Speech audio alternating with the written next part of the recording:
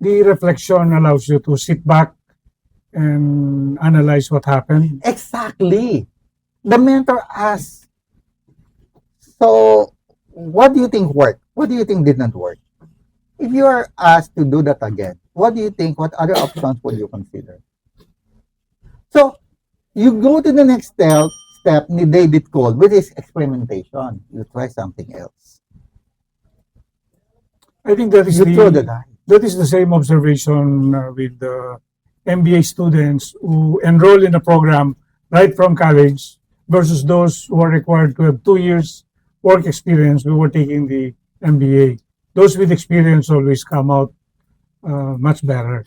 Yeah, kasi the reason for that is that they find meaning. They can relate. They find meaning is what is being taught. The same is true with classroom learning.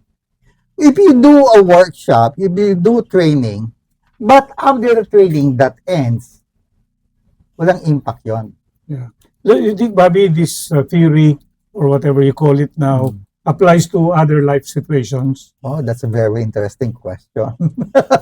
Maybe the better person to answer that would be Ma'am Dina.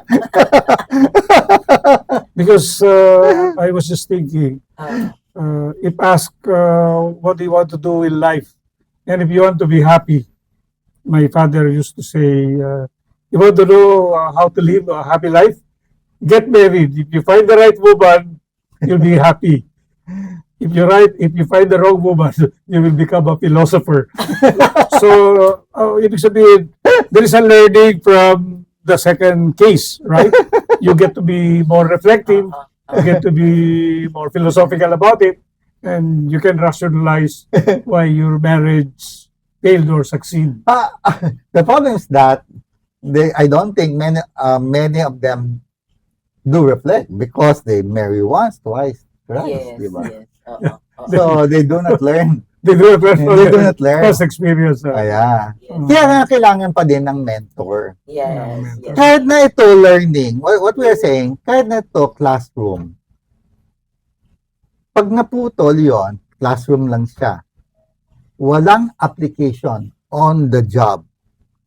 And walang reflection afterwards in terms of how it is being applied. The learning is forgotten. It is lost. Yes. So, yung training curriculum mo, walang impact.